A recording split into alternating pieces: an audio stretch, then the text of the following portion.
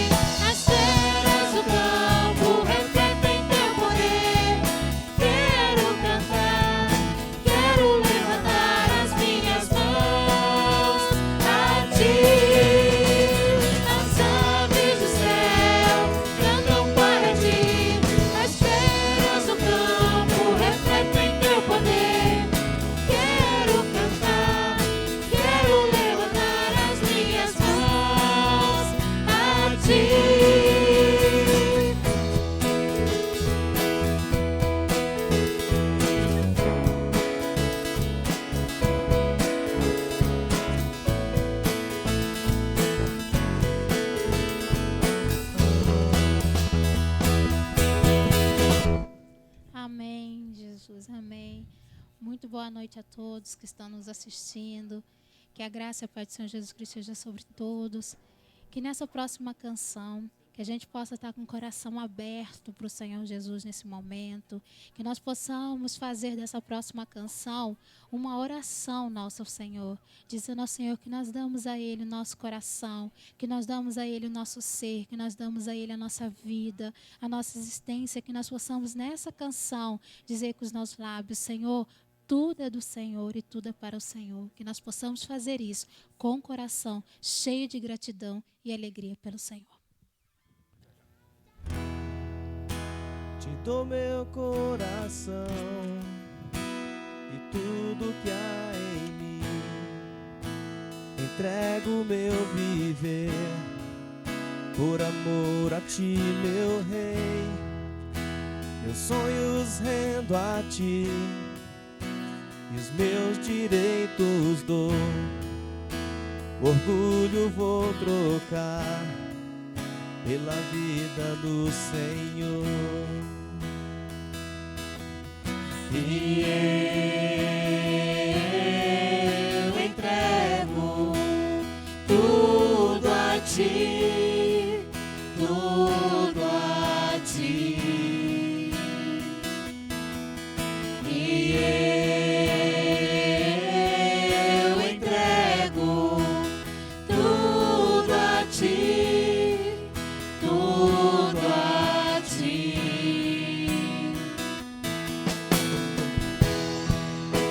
Eu canto essa canção de entrega-te, Jesus, e o que o mundo dá eu deixo aos pés da cruz. Vou conhecer a ti, a teu nome dar louvor, sentir tua alegria, partilhando a tua dor. E eu entrego tudo a ti, tudo a ti. E eu entrego tudo a ti, tudo a ti. Que essa noite você possa entregar ao Senhor Jesus tudo. Entrega a tua vida, entrega teu coração, entrega tua existência, entrega teu ser. Coloca diante do Senhor a tua família, o teu casamento, o teu lar nessa noite. Dizendo ao Senhor que Ele venha reinar. Eu entrego tudo a ti, tudo a ti. E eu entrego tudo a ti, tudo a ti. E eu entrego tudo a ti, tudo a ti. E eu entrego tudo a ti, tudo a ti. Amém, Senhor Jesus. Nós entregamos tudo ao Senhor essa noite, Pai.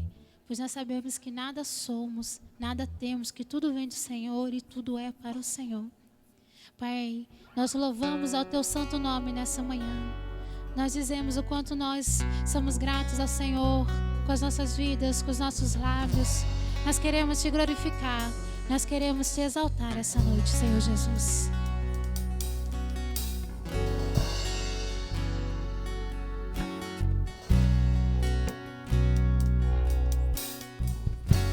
Louvemos ao Senhor.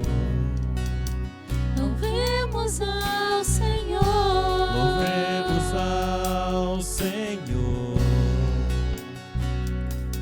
Adoremos o Teu santo monte.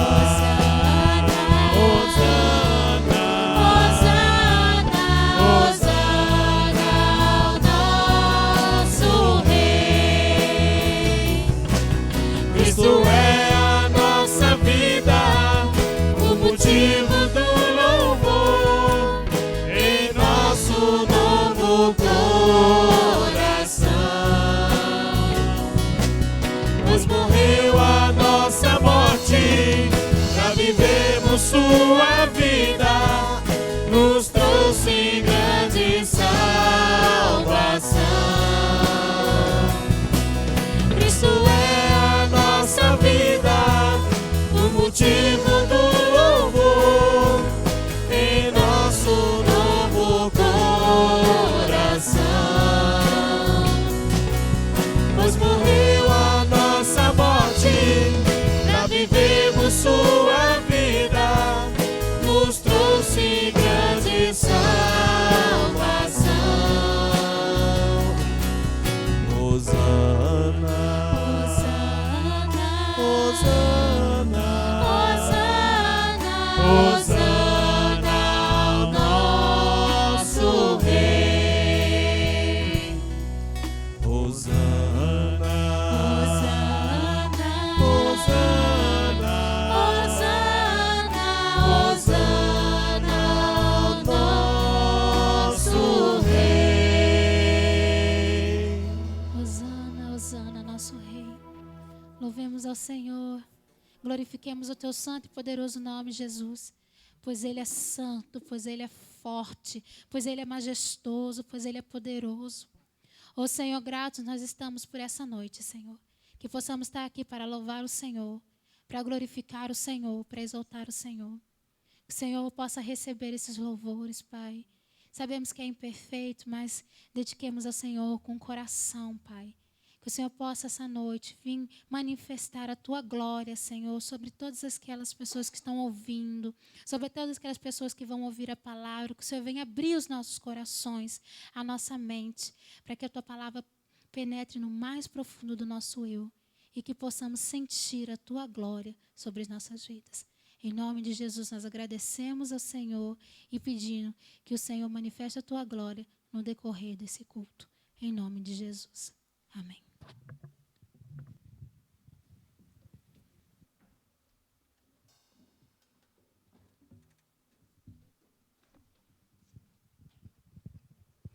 Irmãos, vamos abrir as nossas Bíblias, mais uma vez no livro do profeta Jonas. Vamos dar continuidade a essa exposição importante para as nossas vidas. Livro do profeta Jonas, capítulo de número 1. Eu gostaria que nós lêssemos a partir do versículo 4 até o versículo de número 6.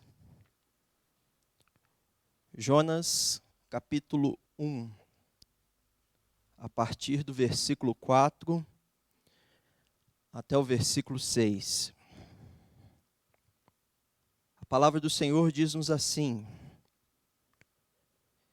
Mas o Senhor lançou sobre o mar um forte vento, e fez-se no mar uma grande tempestade, e o navio estava a ponto de se despedaçar. Então os marinheiros, cheios de medo, clamavam cada um ao seu Deus e lançavam ao mar a carga que estava no navio, para o aliviarem do peso dela. Jonas, havia descido ao porão e se deitado, e dormia profundamente. Chegou-se a ele o mestre do navio e lhe disse: Que se passa contigo? Agarrado no sono? Levanta-te, invoca o teu Deus. Talvez assim esse Deus se lembre de nós, para que não pereçamos. Vou ler o texto mais uma vez, para uma boa absorção nossa daquilo que a palavra do Senhor nos afirma. A partir do versículo 4. Mas o Senhor lançou sobre o mar um forte vento, e fez-se no mar uma grande tempestade, e o navio estava a ponto de se despedaçar. Então os marinheiros, cheios de medo, clamavam cada um ao seu Deus e lançavam ao mar a carga que estava no navio, para aliviarem o peso dela. Jonas, porém, havia descido ao porão e se deitado, e dormia profundamente. Chegou-se a ele o mestre do navio e lhe disse: Que se passa contigo? Agarrado no sono? Levanta-te, invoca o teu Deus. Talvez, assim, esse Deus se lembre de nós para que não pereçamos, é o que diz a palavra do Senhor. No romance O Homem da Máscara de Ferro, de Alexandre Dumas, o príncipe Felipe, ele sofre na prisão enquanto o seu irmão gêmeo, Luís XIV, ocupa o trono francês. E no cárcere, Felipe tem que utilizar uma máscara de ferro para esconder a sua verdadeira identidade. No livro de Jonas, vemos um homem que perdeu a sua identidade, mas por razões diferentes. O profeta, ele quer fugir da face do Senhor, evitando obedecer à ordem de Deus. Ele toma um caminho diverso daquele ordenado por Deus e se esconde no porão de um navio. Na história de Dumas, o príncipe Felipe é descoberto e levado ao trono pelos 3 mosqueteiros. No caso de Jonas, é a própria mão de Deus, a mão soberana de Deus, quem o conduz pelo caminho que ele deveria ter seguido ao ouvir o seu chamado.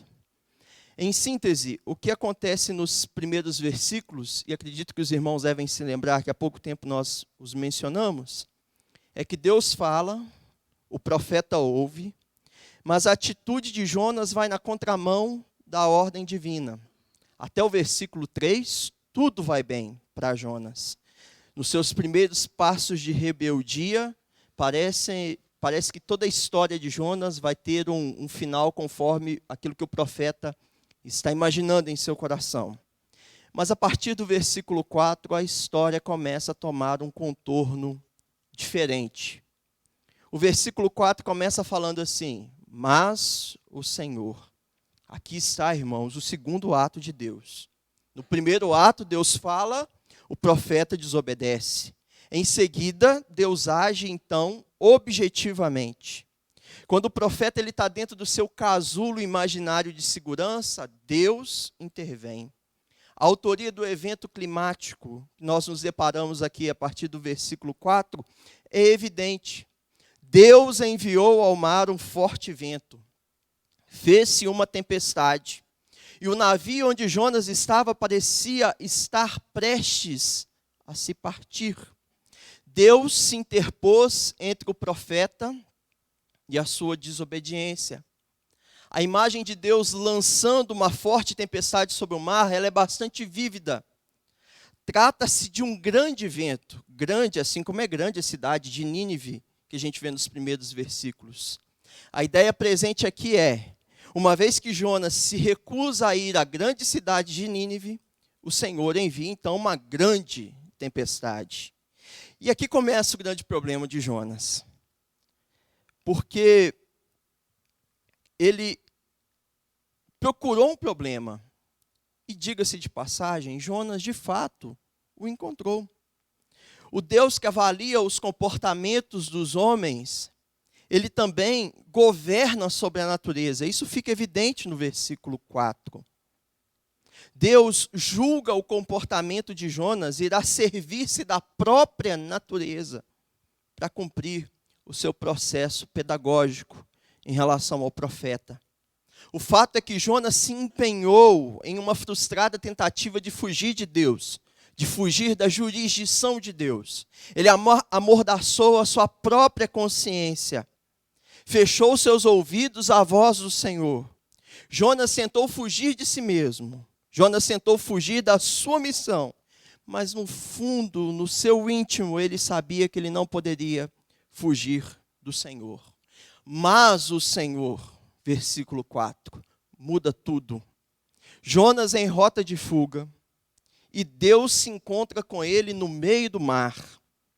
O profeta até então estava muito seguro de si mesmo, mas agora, no mar, só há um pedaço de madeira entre ele e a morte. O mar, ele é um termo predominante aqui no restante do capítulo 1 e principalmente no capítulo 2. Isso é intrigante para nós e principalmente para um israelita, porque o mar, ele consiste em uma das metades da terra criada. Se a gente ler lá em Gênesis 1:9, nós vamos ver que o planeta ele é dividido entre terra e mares.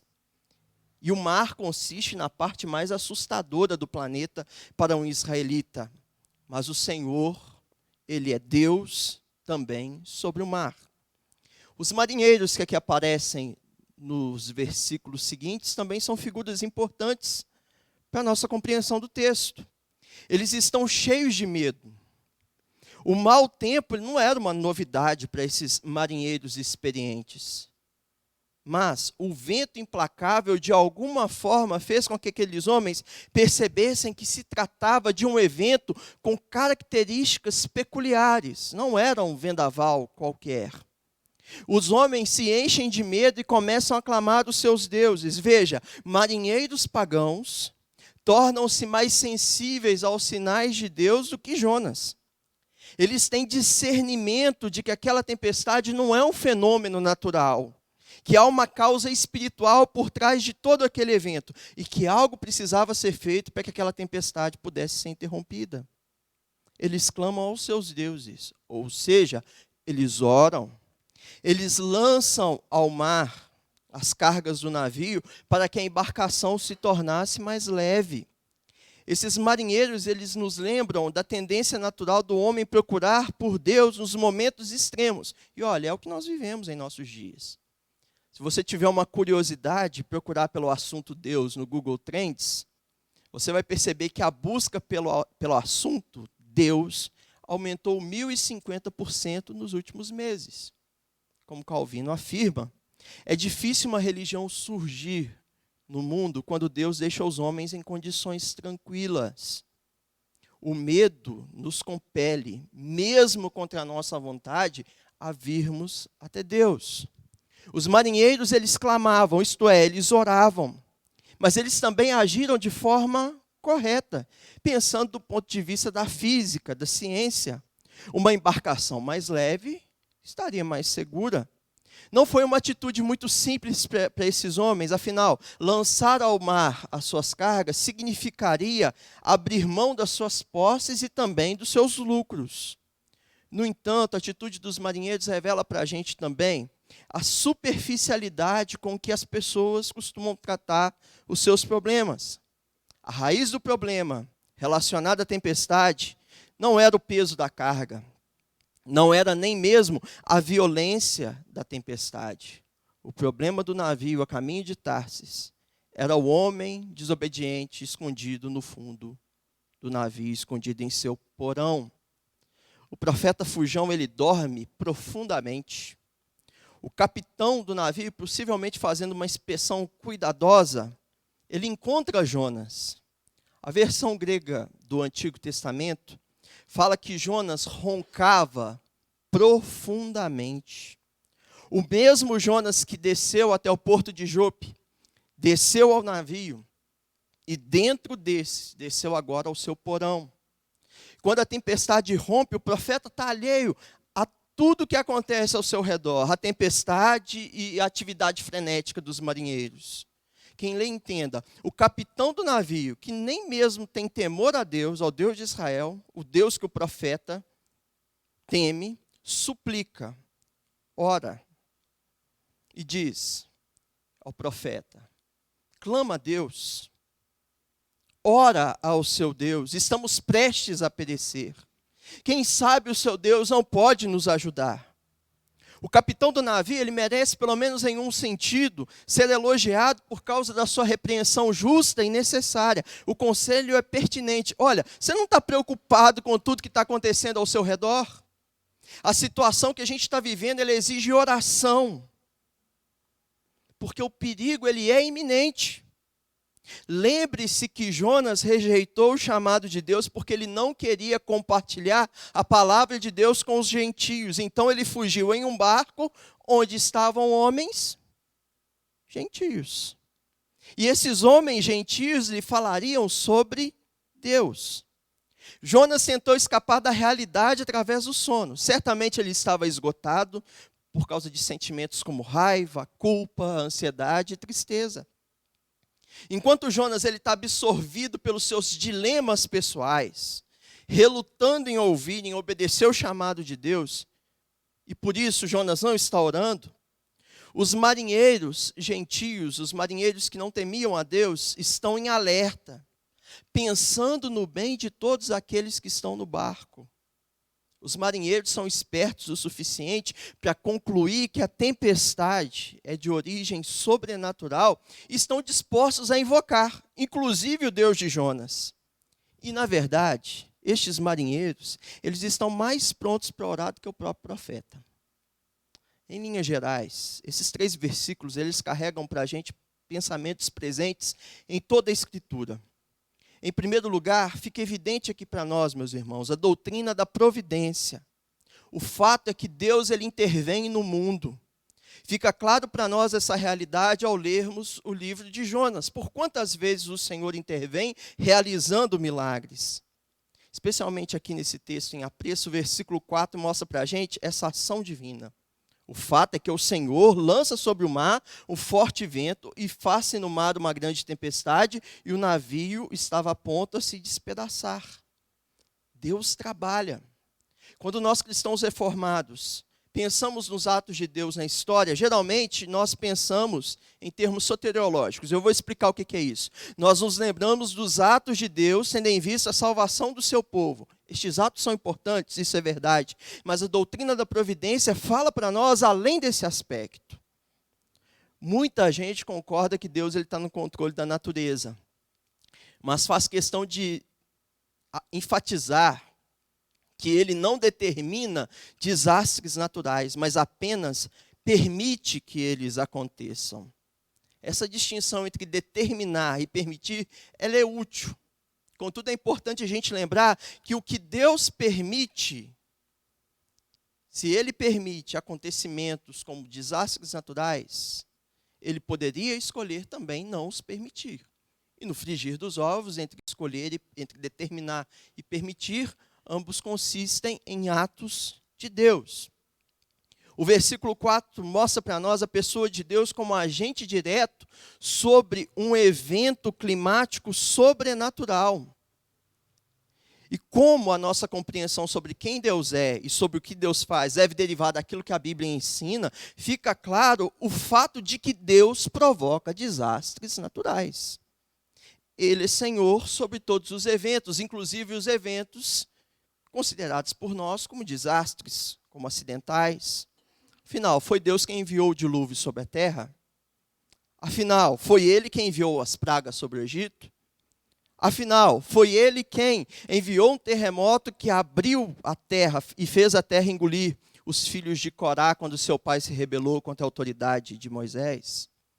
E foi Deus quem enviou ao mar um forte vento que assolou o navio onde Jonas estava. Parece que a Bíblia ela não está preocupada em fazer uma apologia de Deus como alguns teólogos fazem, tentam fazer. Ele está no controle do vento, ele está no controle da chuva, ele está no controle das calamidades que assolam a terra. Deus ele está meticulosamente envolvido nesse tipo de evento. Alguns filósofos, eles escrevem que os desastres naturais, eles provam que Deus não pode ser bom e todo-poderoso ao mesmo tempo. Porque se assim fosse, Deus repartiria o sofrimento e a felicidade de modo cuidadoso entre as pessoas, cada uma recebendo exatamente aquilo que merece. Como os desastres parecem ser aleatórios, afetando pessoas boas e pessoas más, logo Deus não poderia ser bom e todo-poderoso. No entanto, esse pensamento ele despreza o fato de que Deus sempre age a partir da perspectiva da eternidade e não do tempo. Deus tem um propósito bom, um propósito plenamente sábio para as dolorosas tragédias que acontecem na história humana. Deus não tem prazer no sofrimento da humanidade. Deus se importa com o mundo e com as pessoas. O fato é que nós, seres finitos, não temos condições de julgar o Deus infinito. Deus ele não tem também o dever de nos contar tudo que Ele vai fazer. E a gente não precisa desse tipo de informação, desse material para nós nos curvarmos à sua autoridade. Há propósitos de Deus que nos são ocultos, Mas dada a natureza de Deus, nós podemos confiar que são propósitos sábios, são propósitos santos e que no final terão um objetivo amoroso. Quando Deus age, reações diversas são produzidas.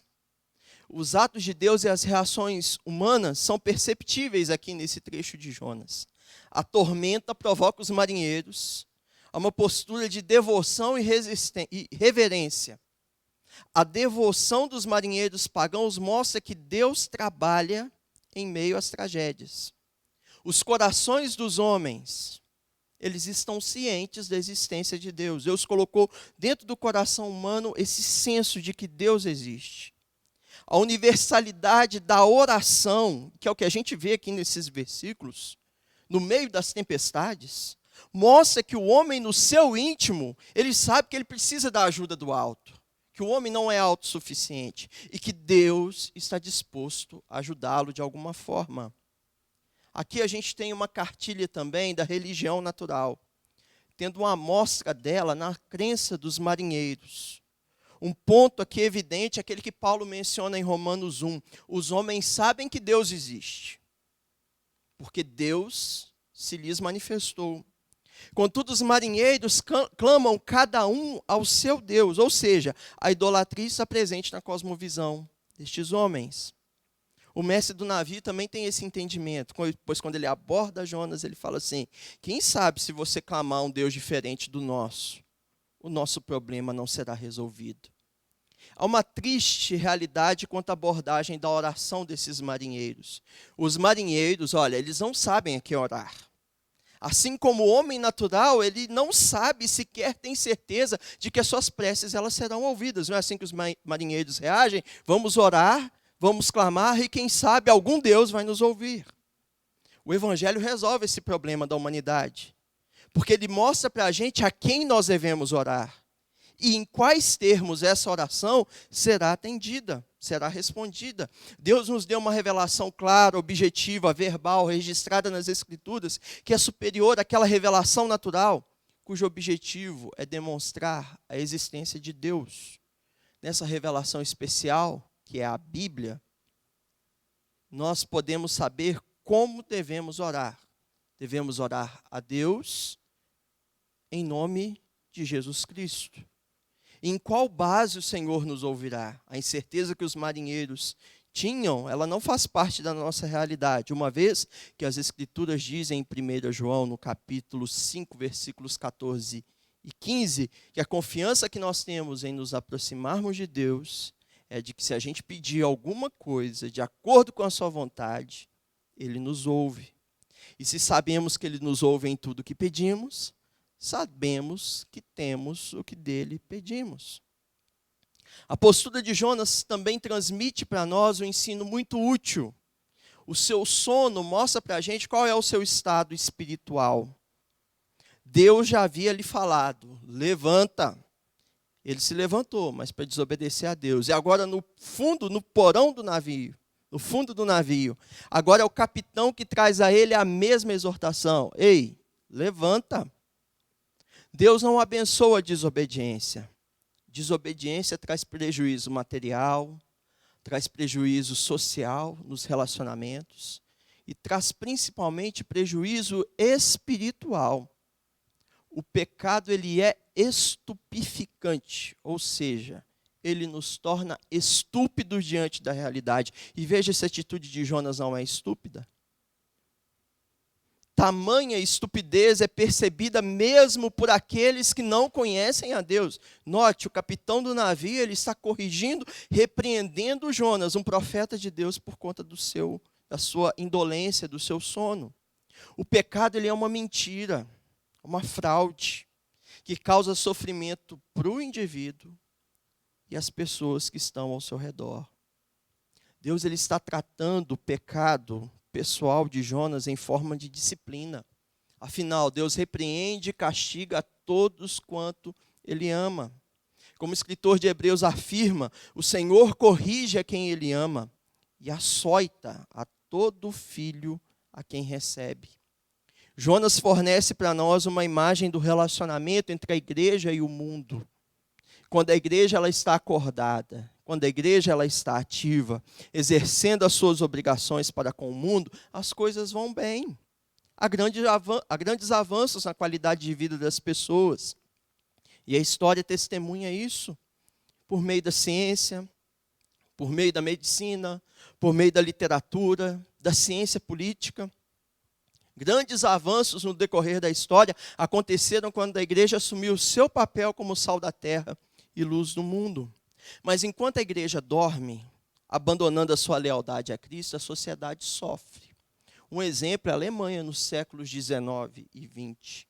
Quando a erudição alemã ela atacou os fundamentos bíblicos da fé cristã, a igreja simplesmente foi carregada por essa onda. O que gerou uma igreja altamente nacionalista, que serviu de contexto para a ascensão do nazismo de Hitler ao poder. E as consequências dessa indolência podem ser consultadas em nossos livros de história. Então, quando a igreja dorme, toda a sociedade perde. Como que podemos aplicar essas verdades, meus irmãos, em nossas vidas? Em primeiro lugar, devemos reconhecer que Deus ele controla tudo, inclusive as tragédias. Deus controla tudo, inclusive os desastres naturais. Deus controla tudo, inclusive as epidemias, as pandemias. Ele tem um propósito ao fim de todas essas tragédias humanas. Até mesmo a tempestade estava sob o controle de Deus, porque Deus faz com que todas as coisas concorram para o bem daqueles que o amam. Irmãos, não nos enganemos. Deus está disciplinando o mundo nesses dias. Isso não significa que por exemplo, que cada vítima direta ou indireta da pandemia tem algum tipo de pecado pessoal que Deus ele vai tratar objetivamente com a doença. Mas que Deus ele tem propósitos específicos para esses eventos, para esses momentos complicados da nossa história. Apliquemos também essa verdade, compreendendo que Deus ele está em primeiro lugar nos tratando como o seu povo. Ele está nos fazendo perceber que a nossa desobediência pessoal aos seus mandamentos, ela pode resultar em sofrimento para quem vive ao nosso redor. O pecado ele tem consequências pessoais. Ezequiel diz: a alma que pecar, essa morrerá. Mas os seus desdobramentos, os desdobramentos do pecado, da rebeldia, podem alcançar as pessoas ao nosso redor, inclusive as pessoas que nós amamos. Deus tem suas formas de nos obstruir quando nós estamos seguindo nossa jornada pecaminosa. A verdade é que jamais iremos conseguir escapar de Deus. E veja, qual é a motivação de Deus para fazer tudo que ele fez aqui a partir do versículo 4? Não foi a sua pura ira, mas a sua misericórdia. E essa também é a motivação de Deus para nos fazer parar quando nós estamos num caminho de desobediência, de negligência em relação aos seus mandamentos. Quando Deus interrompe o nosso caminho de rebelião, Ele está nos livrando da tolice que a gente tentar fugir dele mesmo. O sofrimento no meio do mar é uma mensagem de que as ordens de Deus elas não podem ser rejeitadas, desobedecidas. Deus nos persegue porque Ele nos ama. Se Deus ele faz tudo isso com o profeta, é porque o ama e quer mostrar a sua misericórdia. Deus ele vai insistir nos seus eleitos, ainda que eles se mostrem às vezes de dura cerviz. Ele vai trabalhar para que a vontade dele seja cumprida. E o nosso coração pecaminoso seja convencido da tolice, que é o pecado. Desperta. Foi essa a mensagem do capitão do navio, do mestre do navio ao profeta. Foi necessário um homem que não conhecia Jonas e que não tinha nenhuma reverência ao Deus de Jonas, abordasse o profeta para que o profeta fosse despertado. Suas palavras foram: desperta, você está ainda agarrado no sono. Parafraseando as suas palavras, seria algo semelhante a isso. Será que você não vê a gravidade de tudo que está acontecendo ao seu redor? De onde veio todo esse seu entorpecimento, esse seu sono? E para nós também cabe essa mensagem, irmãos. Será que nós não vemos a gravidade das coisas que estão acontecendo ao nosso redor? Qual que é a fonte do nosso entorpecimento espiritual, ao ponto da gente não notar que, como igreja de Deus, a gente precisa estar acordado, estar ativo. Nosso papel como povo do Senhor, ele não pode ser transferido, e ele também não pode ser recusado. Nós não podemos estar distraídos no sono ou no sonho e deixar de lado aquilo que a vida real demanda da gente. Irmãos, são dias de trabalho, são dias de serviço. Não é o tempo da gente ficar em devaneios quaisquer. É tempo da gente orar ao Deus do céu, o Deus da terra, o Deus dos mares, o Senhor que comissionou o profeta. É o tempo de nós buscarmos esse Deus. Nosso papel é de coluna e baluarte da verdade. Resistamos à tentação da gente ficar dormindo lá no fundo do convés. Resistamos à tentação de ficar no nosso comodismo, quieto, dormindo. Tem um monte de marinheiro lá fora fazendo o possível para aliviar a embarcação. E eles estão pensando no coletivo. E nós, às vezes, como igreja, nós estamos ensimesmados, olhando apenas para o nosso próprio umbigo e não nos preocupando com aqueles que sofrem. Há vários marinheiros lá fora tentando aliviar a embarcação. O prejuízo econômico ele já é uma realidade. E o nosso papel como igreja ele não pode ser esquecido, ele não pode ser olvidado. Nós somos chamados por Deus para a gente orar, para a gente servir e para a gente amar. Essa é a vocação que o Senhor tem para as nossas vidas. Para a gente encerrar, barco, navio, mar, por associação, Titanic. Não o filme, que é muito bom por sinal, mas a embarcação. Quando o Titanic afundou em 1912, havia um outro navio bem próximo a ele, o navio Califórnia. Tão perto que ele poderia ter socorrido o Titanic em seu naufrágio. O Califórnia ele tinha espaço e condições para salvar a muitos, ou talvez todas as 1.600 pessoas que morreram no naufrágio do Titanic. Mas por que isso não aconteceu? Telegrafista do Califórnia dormia tranquilamente enquanto o Titanic estava lá pedindo socorro. 4 dias depois do naufrágio, havia uma multidão de 30.000 pessoas aguardando o Titanic chegar e trazer seus familiares para Nova York. Mas muitos que haviam embarcado lá em Southampton não chegaram ao seu destino. O navio que fez o resgate do Titanic trouxe apenas 700 sobreviventes. Uma angústia que poderia ter sido menor. Mas tinha um homem dormindo quando ele deveria estar trabalhando. Havia um homem dormindo quando haviam pessoas pedindo por socorro. Por isso que a palavra de Deus diz a nós: desperta, tu que dormes. Levanta-te dentre os mortos, e Cristo resplandecerá sobre ti. Efésios 5,14. Vamos louvar o Senhor com mais um cântico. E você, na sua casa, para a sua vida, carregue essa mensagem no seu coração. Como igreja de Deus, nós precisamos acordar.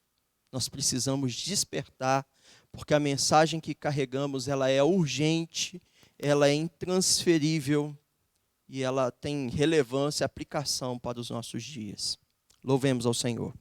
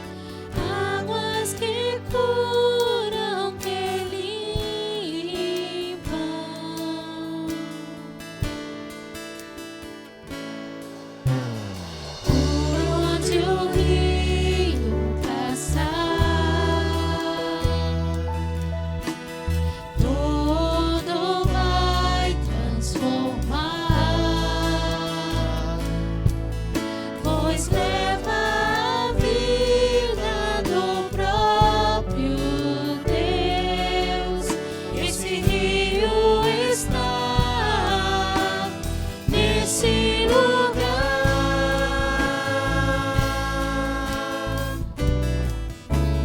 Quero beber do teu rio, Senhor. Sacia minha sede, lava o meu interior. Eu quero fluir em tuas águas. Eu quero beber da tua fonte, fonte de águas vivas. Tu és a fonte, Senhor.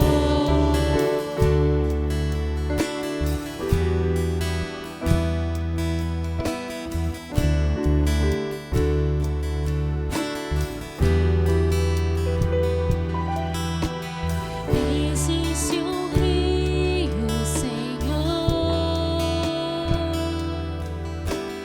que flui do teu grande amor. Águas que correm do trono,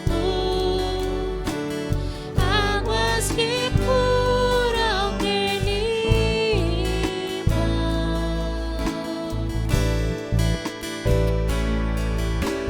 Por onde o rio passar, tudo vai transformar, pois leva a vida do próprio Deus. Esse rio está nesse lugar.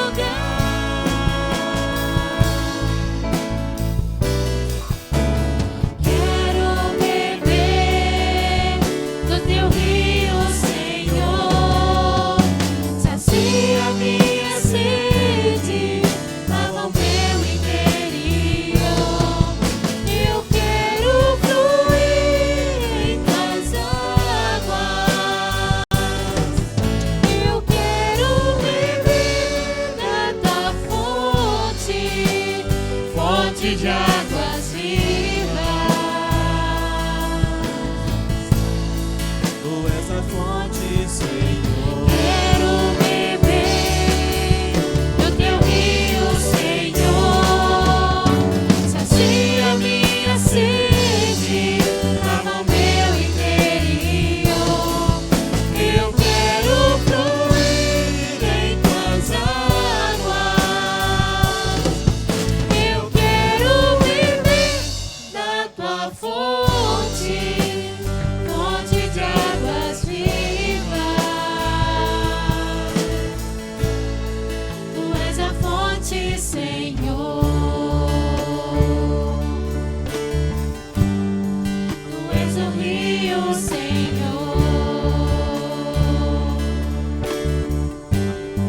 Tu és a fonte, Senhor. Tu és o rio, Senhor. Amém.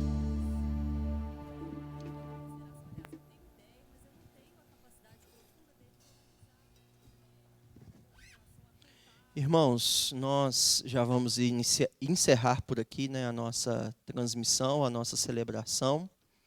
Que o Senhor abençoe a você, a sua família, dê a você uma boa semana.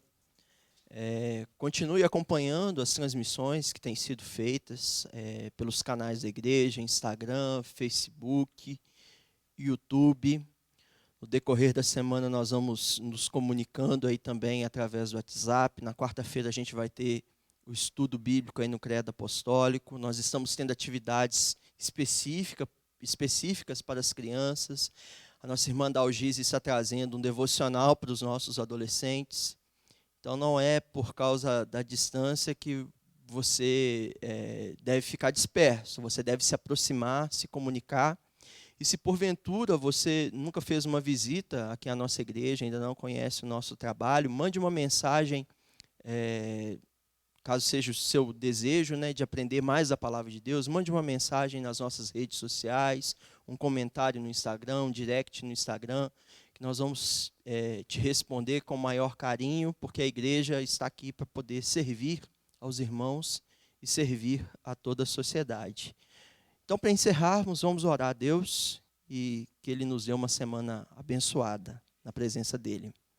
Pai, eu te agradeço, eu te louvo por essa porta aberta, que é esse recurso, que é a internet, que o Senhor nos dá para nós transmitirmos a Tua palavra. Ajuda a gente, Senhor, a aplicar as verdades da Tua palavra em nossas vidas, a vivermos o que o Senhor ensina a nós por intermédio das Escrituras.